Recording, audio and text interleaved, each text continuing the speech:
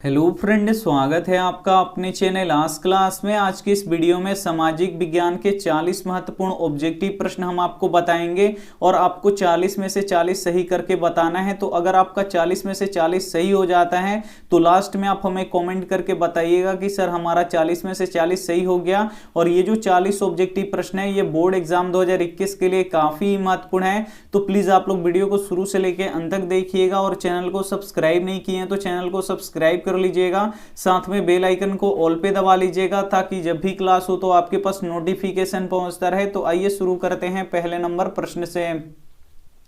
पहला नंबर प्रश्न है कि भारत में अब कितने राज्य हैं। काफी महत्वपूर्ण प्रश्न है कि भारत में अब कितने राज्य हैं। ए ऑप्शन है 28, बी ऑप्शन है 12, सी ऑप्शन है 29, डी ऑप्शन है 27। तो यहाँ पे आपको बताना है कि भारत में अब कितने राज्य हैं। तो भारत में अब 28 राज्य हैं, ये आपको याद रखना है। यानी यहाँ पे ए ऑप्शन क्या हो जाएगा, यहाँ पे बिल्कुल ही सही हो जाएगा। और अब केंद्र शासित प्रदेश कितने हैं, तो 9 है, तो ये भी साथ में आपको याद रखना है। आइए देखते हैं अगला प्रश्न।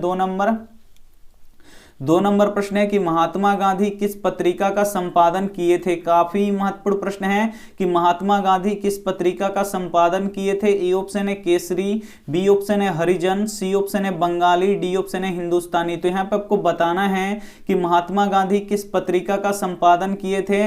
तो हरिजन पत्रिका का संपादन किए थे, इसे आपको याद रखना है। काफी महत्वपूर्ण प्रश्न है, यानी यहाँ पे बी ऑप्शन क्या हो जाएगा, यहाँ पे बिल्कुल ही सही हो जाएगा। ये देखते हैं अगला प्रश्न। 3 नंबर प्रश्न है कि निम्न में से किसको तृतीय क्षेत्र कहा जाता है। यह भी काफी महत्वपूर्ण प्रश्न है कि किसको तृतीय क्षेत्र कहा जाता है। ए ऑप्शन है सेवा क्षेत्र को, बी ऑप्शन है कृषि क्षेत्र को, सी ऑप्शन है औद्योगिक क्षेत्र को, डी ऑप्शन है इनमें से सभी को। तो यहाँ पे आपको बताना है कि किसको तृतीय क्षेत्र कहा जाता है। तो जो यहाँ पे देखिए जो सेवा क्षेत्र होता है उसे हम लोग तृतीय क्षेत्र कहते हैं, यानी यहाँ पे ए ऑप्शन क्या हो जाएगा, यहाँ पे बिल्कुल ही सही हो जाएगा। और जो कृषि क्षेत्र होता है उसे प्राथमिक क्षेत्र कहते हैं और जो औद्योगिक क्षेत्र होता है उसे द्वितीय क्षेत्र कहते हैं। तो इसे भी साथ में आपको याद रखना है। काफी महत्वपूर्ण 40 ऑब्जेक्टिव प्रश्न है और ये जो 40 ऑब्जेक्टिव प्रश्न है ये बोर्ड एग्जाम 2021 के लिए काफी महत्वपूर्ण है। तो आप लोग एक भी प्रश्न को स्किप मत कीजिएगा, वीडियो को प्लीज आप लोग शुरू से लेकर अंत तक देखिएगा और आप लोग 40 में से 40 सही करने का कोशिश कीजिएगा और लास्ट में हमें कमेंट करके जरूर बताइएगा कि आपका कितना सही हुआ। ये देखते हैं अगला प्रश्न।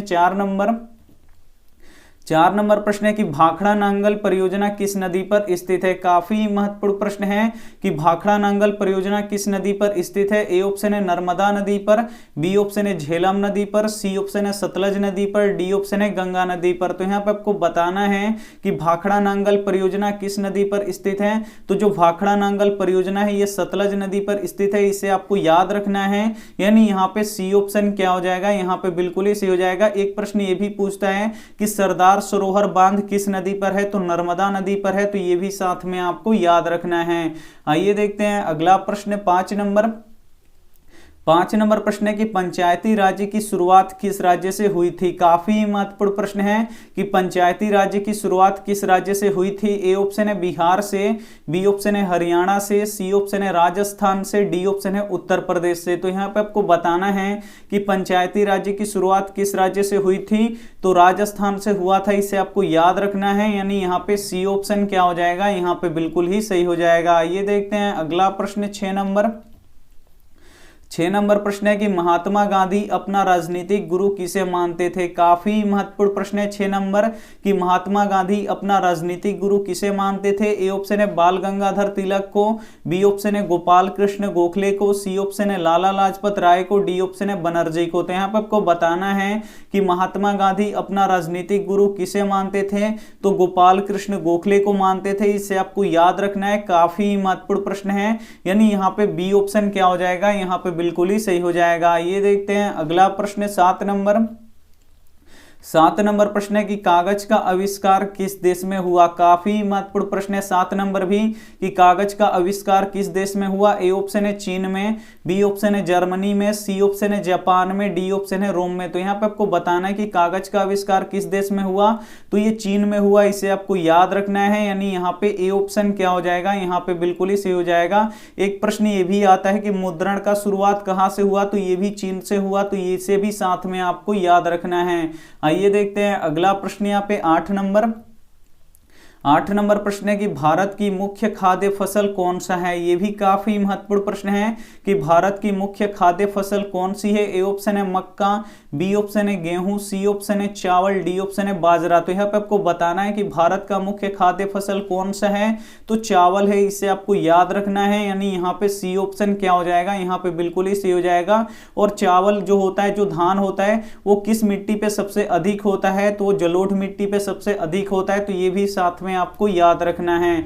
आइए देखते हैं अगला प्रश्न 9 नंबर प्रश्न है कि भारत में कहां महिलाओं के लिए आरक्षण की व्यवस्था है। यह भी काफी महत्वपूर्ण प्रश्न है कि भारत में कहां महिलाओं के लिए आरक्षण की व्यवस्था है। ए ऑप्शन है लोकसभा में, बी ऑप्शन है राज्यसभा में, सी ऑप्शन है विधानसभा में, डी ऑप्शन है पंचायती राज्य में। तो यहाँ पे आपको बताना है कि भारत में कहां महिलाओं के लिए आरक्षण की व्यवस्था है। तो यहाँ पे जो पंचायती राज्य होता है, इसमें क्या है, आरक्षण की व्यवस्था है। और कितने प्रतिशत आरक्षण है, तो 50% आरक्षण है। तो ये भी साथ में याद रखना है। यानी यहाँ पे डी ऑप्शन क्या हो जाएगा, बिल्कुल ही सही हो जाएगा। ये देखते हैं अगला प्रश्न 10 नंबर प्रश्न है कि नरोत्तम सिंहाणु कहां के शासक थे। काफी ही महत्वपूर्ण प्रश्न है कि नरोत्तम सिंहाणु कहां के शासक थे। ए ऑप्शन है वियतनाम के, बी ऑप्शन है लाओस के, सी ऑप्शन है थाईलैंड के, डी ऑप्शन है कंबोडिया के। तो यहाँ पर आपको बताना है कि नरोत्तम सिंहाणु कहां के शासक थे। तो जो नरोत्तम सिंहाणु थे,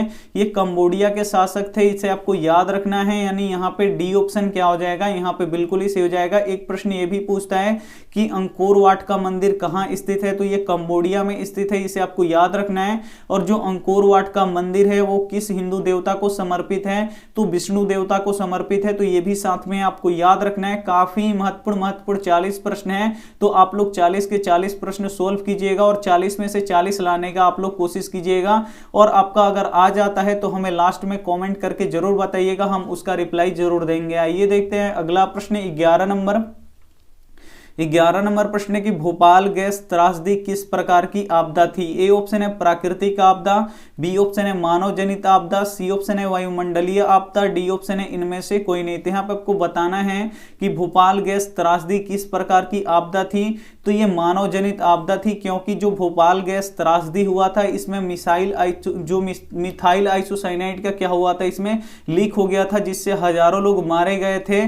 और ये मानव के गलती के कारण से हुआ था। यानी यहाँ पे बी ऑप्शन क्या हो जाएगा, यहाँ पे बिल्कुल ही सही हो जाएगा। भोपाल गैस त्रासदी किस प्रकार की आपदा है, तो मानव जनित आपदा है। तो इसे आपको यहाँ पे याद रखना है। आइए देखते हैं अगला प्रश्न 12 नंबर प्रश्न है कि जनेवा समझौता कब हुआ था। ये भी काफी महत्वपूर्ण प्रश्न है कि जनेवा समझौता कब हुआ था। ए ऑप्शन है 1954 में, बी ऑप्शन है 1956 में, सी ऑप्शन है 1960 में, डी ऑप्शन है 1946 में। तो यहाँ पे आपको बताना है कि जनेवा समझौता कब हुआ था। तो जो जनेवा समझौता हुआ था वो 1954 ईस्वी में हुआ था। इसे आपको याद रखना है। काफी महत्वपूर्ण प्रश्न है। यानी यहाँ पे ए ऑप्शन क्या हो जाएगा, यहाँ पे बिल्कुल ही सही हो जाएगा। आइए देखते हैं अगला प्रश्न 13 नंबर प्रश्न है कि गांधी जी को महात्मा की उपाधि किसने दिया था। काफी महत्वपूर्ण प्रश्न है कि गांधी जी को महात्मा की उपाधि किसने दिया था। ए ऑप्शन है मोतीलाल नेहरू ने, बी ऑप्शन है लाला लाजपत राय ने, सी ऑप्शन है रविंद्रनाथ टैगोर ने, डी ऑप्शन है गोपाल कृष्ण गोखले ने। तो यहाँ पे आपको बताना है कि गांधी जी को महात्मा की उपाधि किसने दिया था। तो जो गांधी जी थे, इनको महात्मा की उपाधि रविंद्रनाथ टैगोर जी ने दिया था। इसे आपको याद रखना है। यानी यहाँ पे सी ऑप्शन क्या हो जाएगा, यहाँ पे बिल्कुल ही सही हो जाएगा। ये देखते हैं अगला प्रश्न यहाँ पे 14 नंबर प्रश्न है कि सूचना का अधिकार कैसा अधिकार है। ये भी काफी महत्वपूर्ण प्रश्न है। ए ऑप्शन है वैधानिक, बी ऑप्शन है गैर कानूनी, सी ऑप्शन है धार्मिक, डी ऑप्शन है परंपरागत। तो यहाँ पे आपको बताना है कि सूचना का अधिकार कैसा अधिकार है। तो जो सूचना का अधिकार है, ये वैधानिक अधिकार है, जिसे संवैधानिक भी कहा जाता है। यानी यहाँ पे ए ऑप्शन क्या हो जाएगा, यहाँ पे बिल्कुल ही सही हो जाएगा। ये देखते हैं अगला प्रश्न 15 नंबर प्रश्न है कि वैश्वीकरण से एक देश दूसरे से हुए हैं। ए ऑप्शन है अति दूर, बी ऑप्शन है दूर, सी ऑप्शन है कुछ दूर, डी ऑप्शन है करीब। तो यहाँ पे आपको बताना है कि वैश्वीकरण से एक देश दूसरे देश से हुए हैं। तो ये एक देश दूसरे देश से करीब हुए हैं। यानी यहाँ पे डी ऑप्शन क्या हो जाएगा, यहाँ पे बिल्कुल ही सही हो जाएगा। काफी महत्वपूर्ण 40 ऑब्जेक्टिव प्रश्न है। तो आप लोग 40 के 40 सोल्व कीजिएगा और 40 में से 40 लाने का आप लोग कोशिश कीजिएगा जरूर। और लास्ट में हमें कमेंट करके जरूर बताइएगा कि आपका कितना सही हुआ। ये देखते हैं अगला प्रश्न 16 16 नंबर प्रश्न है कि श्रीलंका आजाद कब हुआ था। काफी महत्वपूर्ण प्रश्न है कि श्रीलंका आजाद कब हुआ था। ए ऑप्शन है 1947 में, बी ऑप्शन है 1948 में, सी ऑप्शन है 1950 में, डी ऑप्शन है 1910 में। तो यहाँ पे आपको बताना है कि श्रीलंका आजाद कब हुआ था। तो 1948 में आजाद हुआ था, इसे आपको याद रखना है, यानी यहाँ पे बी ऑप्शन क्या हो जाएगा, यहाँ पे बिल्कुल ही सही हो जाएगा। और भारत कब आजाद हुआ था, तो 1947 में आजाद हुआ था, तो ये भी साथ में आपको याद रखना है। आइए देखते हैं अगला प्रश्न यहाँ पे 17 नंबर प्रश्न है कि भारत का पता किसने लगाया। काफी महत्वपूर्ण प्रश्न है कि भारत का पता किसने लगाया। ए ऑप्शन है मैगलन, बी ऑप्शन है कोलंबस, सी ऑप्शन है Vasco D gamma, D option है हेनरी। तो यहाँ पे आपको बताना है कि भारत का पता किसने लगाया, तो वास्को डी गामा ने लगाया, इसे आपको याद रखना है, यानी यहाँ पे सी ऑप्शन क्या हो जाएगा, यहाँ पे बिल्कुल ही सही हो जाएगा। काफी महत्वपूर्ण प्रश्न है, तो प्लीज आप लोग वीडियो को शुरू से लेकर अंत तक देखिएगा, और वीडियो को लाइक नहीं किए हैं तो प्लीज आप लोग वीडियो को लाइक भी कर दीजिएगा। ये देखते हैं अगला प्रश्न 18 नंबर प्रश्न है कि समवर्ती सूची में रखा जाता है। यहाँ पे आपको बताना है कि समवर्ती सूची में किसे रखा जाता है। ए ऑप्शन है राज्य को, बी ऑप्शन है केंद्र और राज्य दोनों को, सी ऑप्शन है केंद्र को, डी ऑप्शन है इनमें से कोई नहीं। तो यहाँ पे आपको बताना है कि समवर्ती सूची में रखा जाता है, तो जो समवर्ती सूची होता है उसमें केंद्र और राज्य दोनों को ही रखा जाता है, क्योंकि उस पे दोनों ही अपना कानून बना सकते हैं, यानी यहाँ पे बी ऑप्शन क्या हो जाएगा, यहाँ पे बिल्कुल ही सही हो जाएगा। और समवर्ती सूची में क्या आता है, तो स्कूल हो गया, अस्पताल हो गया, ये क्या आता है, इसमें समवर्ती सूची में आता है। आइए देखते हैं अगला प्रश्न यहाँ पे 19 नंबर प्रश्न है कि सबसे पहले भूमिगत रेल कहां चला था। काफी महत्वपूर्ण प्रश्न है कि सबसे पहले भूमिगत रेल कहां चला था। ए ऑप्शन है लंदन में, बी ऑप्शन है पेरिस में, सी ऑप्शन है न्यूयॉर्क में, डी ऑप्शन है चीन में। तो यहाँ पे आपको बताना है कि सबसे पहले भूमिगत रेल कहां चला था, तो लंदन में चला था, इसे आपको याद रखना है, यानी यहाँ पे ए ऑप्शन क्या हो जाएगा, यहाँ पे बिल्कुल ही सही हो जाएगा। ये देखते हैं अगला प्रश्न 20 नंबर प्रश्न है कि अंकोर वाट का मंदिर किस देवता को समर्पित है। यहाँ पे आपको बताना है कि जो अंकोर वाट का मंदिर है और ये कहाँ है, तो ये कंबोडिया में स्थित है अंकोर वाट का मंदिर। और जो अंकोर वाट का मंदिर है ये किस हिंदू देवता को समर्पित है, तो विष्णु को समर्पित है, इसे आपको याद रखना है, यानी यहाँ पे ए ऑप्शन क्या हो जाएगा, यहाँ पे बिल्कुल ही सही हो जाएगा। ये देखते हैं अगला प्रश्न यहाँ पे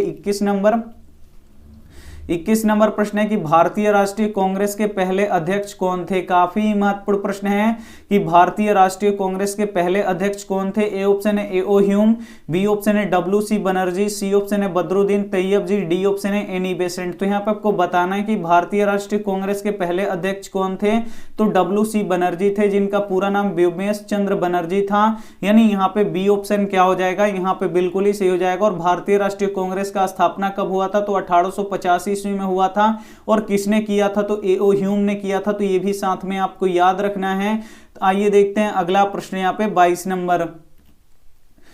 नंबर प्रश्न है कि प्राकृतिक आपदा किसे कहते हैं। काफी महत्वपूर्ण प्रश्न है कि प्राकृतिक आपदा किसे कहते हैं। ए ऑप्शन है जो मानव के द्वारा घटित होता है, बी ऑप्शन है जो प्राकृतिक के द्वारा घटित होता है, सी ऑप्शन है दोनों, डी ऑप्शन है इनमें से कोई नहीं। तो यहाँ पे आपको बताना है कि प्राकृतिक आपदा किसे कहते हैं, तो जो प्राकृतिक के द्वारा घटित होता है उसे प्राकृतिक आपदा कहते हैं, यानी यहाँ पे बी ऑप्शन क्या हो जाएगा, यहाँ पे बिल्कुल ही सही हो जाएगा। और जो मानव के द्वारा घटित होता है उसे मानवकृत आपदा कहते हैं, तो ये भी साथ में आपको याद रखना है। ये देखते हैं अगला प्रश्न 23 नंबर प्रश्न है कि दलित वर्ग एसोसिएशन की स्थापना किसने की थी। काफी महत्वपूर्ण प्रश्न है कि दलित वर्ग एसोसिएशन की स्थापना किसने की थी। ए ऑप्शन है पंडित नेहरू, बी ऑप्शन है गांधी जी, सी ऑप्शन है अंबेडकर, डी ऑप्शन है कोई नहीं। तो यहाँ पे आपको बताना है कि दलित वर्ग एसोसिएशन की स्थापना किसने किया था, तो डॉक्टर भीमराव अंबेडकर जी ने किया था, तो ये भी साथ में आपको याद रखना है, यानी यहाँ पे सी ऑप्शन क्या हो जाएगा, यहाँ पे बिल्कुल ही सही हो जाएगा। ये देखते हैं अगला प्रश्न 24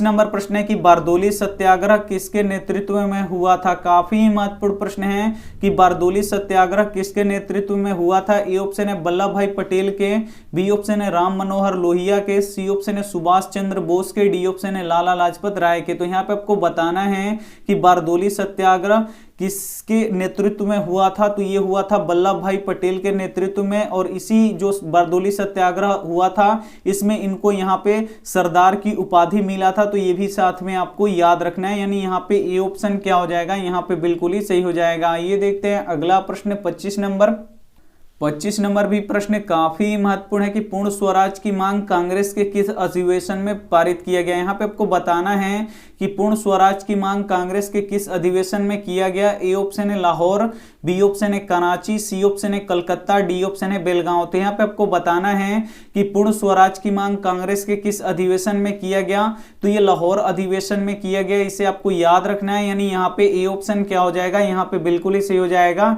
काफी महत्वपूर्ण 40 ऑब्जेक्टिव प्रश्न है, तो एक भी प्रश्न आप स्किप मत कीजिएगा। वीडियो को प्लीज आप लोग शुरू से लेकर अंत तक देखिएगा और 40 में से 40 लाने का आप लोग कोशिश कीजिएगा। ये देखते हैं अगला प्रश्न यहाँ पे 26 नंबर प्रश्न है कि भारत के किस राज्य की प्रति व्यक्ति आय अधिक है। काफी महत्वपूर्ण प्रश्न है कि भारत के किस राज्य की प्रति व्यक्ति आय अधिक है। ए ऑप्शन है पटना की, बी ऑप्शन है गोवा की, सी ऑप्शन है मुंबई की, डी ऑप्शन है दिल्ली की। तो यहाँ पे आपको बताना है कि भारत के किस राज्य की प्रति व्यक्ति आय अधिक है। तो गोवा की प्रति व्यक्ति आय सबसे अधिक है, इसे आपको याद रखना है। यानी यहाँ पे बी ऑप्शन क्या हो जाएगा, यहाँ पे बिल्कुल ही सही हो जाएगा। ये देखते हैं अगला प्रश्न 27 नंबर प्रश्न है कि भारत में सर्वोच्च न्यायालय के मुख्य न्यायाधीश की नियुक्ति कौन करता है। काफी महत्वपूर्ण प्रश्न है कि भारत में सर्वोच्च न्यायालय के मुख्य न्यायाधीश की नियुक्ति कौन करता है। ए ऑप्शन है प्रधानमंत्री, बी ऑप्शन है राष्ट्रपति, सी ऑप्शन है मुख्यमंत्री, डी ऑप्शन है राज्यपाल। तो यहाँ पर आपको बताना है कि भारत में सर्वोच्च न्यायालय के मुख्य न्यायाधीश की नियुक्ति कौन करता है। तो राष्ट्रपति करते हैं, इसे आपको याद रखना है। यानी यहाँ पे बी ऑप्शन क्या हो जाएगा, यहाँ पे बिल्कुल ही सही हो जाएगा। ये देखते हैं अगला प्रश्न 28 नंबर प्रश्न है कि लेनिन की मृत्यु कब हुई थी। काफी महत्वपूर्ण प्रश्न है कि लेनिन की मृत्यु कब हुई थी। ए ऑप्शन है 1921 में, बी ऑप्शन है 1922 में, सी ऑप्शन है 1923 में, डी ऑप्शन है 1924 में। तो यहाँ पे आपको बताना है कि लेनिन की मृत्यु कब हुई थी। तो जो लेनिन था इसकी मृत्यु 1924 ईस्वी में हुई थी, इसे आपको याद रखना है। यानी यहाँ पे डी ऑप्शन क्या हो जाएगा, यहाँ पे बिल्कुल ही सही हो जाएगा। ये देखते हैं अगला प्रश्न यहाँ पे 29 नंबर प्रश्न है कि रेशम मार्ग कहां से शुरू होता था। काफी महत्वपूर्ण प्रश्न है कि रेशम मार्ग कहां से शुरू होता था। ए ऑप्शन है भारत से, बी ऑप्शन है चीन से, सी ऑप्शन है इराक से, डी ऑप्शन है आयरलैंड से। तो यहाँ पे आपको बताना है कि रेशम मार्ग कहां से शुरू होता था। तो ये चीन से शुरू होता था, यानी यहाँ पे बी ऑप्शन क्या हो जाएगा, यहाँ पे बिल्कुल ही सही हो जाएगा। आइए देखते हैं अगला प्रश्न यहाँ पे 30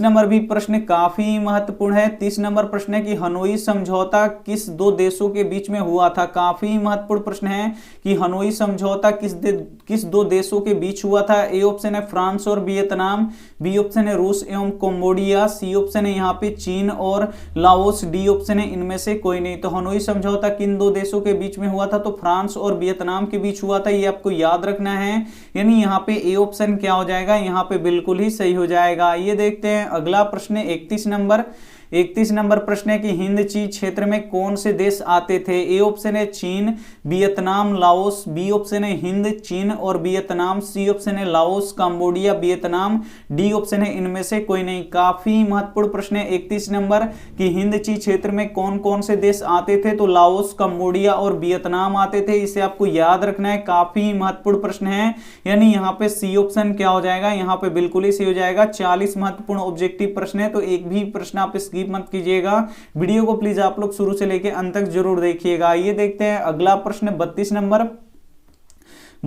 प्रश्न है कि डाकुओं की अर्थव्यवस्था संबंधित है। यहाँ पे आपको बताना है कि डाकुओं की अर्थव्यवस्था संबंध है। ए ऑप्शन है संसाधनों के संग्रह से, बी ऑप्शन है संसाधनों का अनियोजित दोहन से, सी ऑप्शन है संसाधनों का नियोजित दोहन से, डी ऑप्शन है इनमें से कोई नहीं। तो यहाँ पे आपको बताना है कि डाकुओं की अर्थव्यवस्था संबंधित है, तो किससे है, तो संसाधनों का अनियोजित दोहन से ये संबंधित है, इसे आपको याद रखना है। यानी यहाँ पे बी ऑप्शन क्या हो जाएगा, यहाँ पे बिल्कुल ही सही हो जाएगा। ये देखते हैं अगला प्रश्न यहाँ पे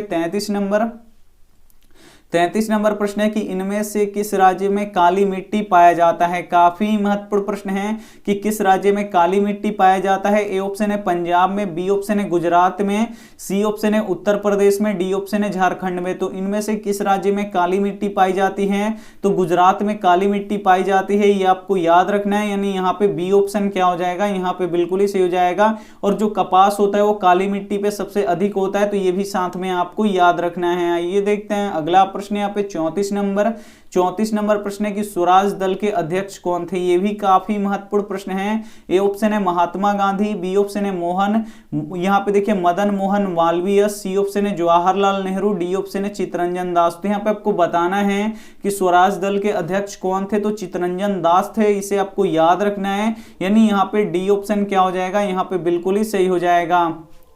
आइए देखते हैं अगला प्रश्न 35 नंबर प्रश्न है कि औद्योगिक क्रांति सर्वप्रथम किस देश में हुई। काफी महत्वपूर्ण प्रश्न है कि औद्योगिक क्रांति सर्वप्रथम किस देश में हुई। ए ऑप्शन है भारत में, बी ऑप्शन है जर्मनी में, सी ऑप्शन है फ्रांस में, डी ऑप्शन है इंग्लैंड में। तो यहाँ पे आपको बताना है कि औद्योगिक क्रांति सर्वप्रथम किस देश में हुई, तो ये हुआ था इंग्लैंड में, इसे आपको याद रखना है। यानी यहाँ पे डी ऑप्शन क्या हो जाएगा, यहाँ पे बिल्कुल ही सही हो जाएगा। आइए देखते हैं अगला प्रश्न यहाँ पे 36 नंबर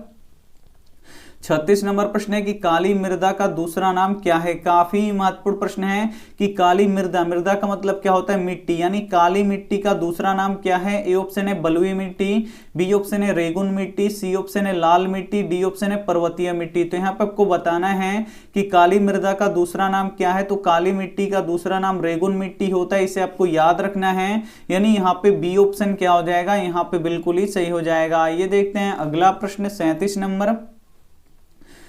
नंबर प्रश्न है कि सुपानी कृषि किस राज्य में होता है। काफी महत्वपूर्ण प्रश्न है कि सुपानी कृषि किस राज्य में होता है। ए ऑप्शन है हरियाणा में, बी ऑप्शन है पंजाब में, सी ऑप्शन है उत्तराखंड में, डी ऑप्शन है बिहार में। तो यहाँ पे आपको बताना है कि सुपानी कृषि किस राज्य में होता है। तो जो सुपानी कृषि होता है ये उत्तराखंड में होता है, इसे आपको याद रखना है। यानी यहाँ पे सी ऑप्शन क्या हो जाएगा, यहाँ पे बिल्कुल ही सही हो जाएगा। ये देखते हैं अगला प्रश्न 38 नंबर प्रश्न है कि सौर ऊर्जा निम्न में से कौन सा संसाधन है। यहाँ पे आपको बताना है कि जो सौर ऊर्जा है वो कौन सा संसाधन है। ए ऑप्शन है अनवीकरणीय, बी ऑप्शन है नवीकरणीय, सी ऑप्शन है जैव, डी ऑप्शन है चक्रीय। तो जो सौर ऊर्जा है ये कौन सा संसाधन है, तो ये नवीकरणीय संसाधन है, इसे आपको याद रखना है। यानी यहाँ पे बी ऑप्शन क्या हो जाएगा, यहाँ पे बिल्कुल ही सही हो जाएगा। ये देखते हैं अगला प्रश्न यहाँ पे 39 नंबर प्रश्न की अर्थव्यवस्था के कितने प्रकार होते हैं। काफी महत्वपूर्ण प्रश्न है कि अर्थव्यवस्था के कितने प्रकार होते हैं। ए ऑप्शन है 2,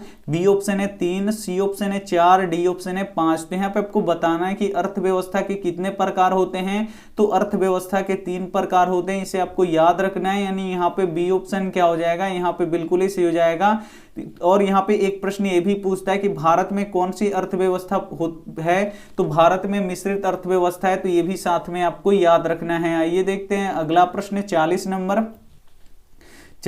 प्रश्न है कि प्लास्टिक मुद्रा है, इसमें से आपको बताना है कि प्लास्टिक मुद्रा कौन है। ए ऑप्शन है एटीएम कार्ड, बी ऑप्शन है ड्राफ्ट, सी ऑप्शन है चेक, डी ऑप्शन है इनमें से तीनों। तो यहाँ पे आपको बताना है कि प्लास्टिक मुद्रा है, तो प्लास्टिक मुद्रा इसमें से कौन सा है, तो एटीएम जो कार्ड होता है ये क्या होता है, प्लास्टिक मुद्रा होता है। यानी यहाँ पे ए ऑप्शन क्या हो जाएगा, यहाँ पे बिल्कुल ही सही हो जाएगा। आप यहाँ पे 40 ऑब्जेक्टिव प्रश्न बना चुके हैं, सोल्व कर चुके हैं। आपका अगर 40 में से 40 आ गया तो समझ लीजिए काफी अच्छी तैयारी है। और ये लय आपको बरकरार रखना है, इसी तरह आपको तैयारी करना है।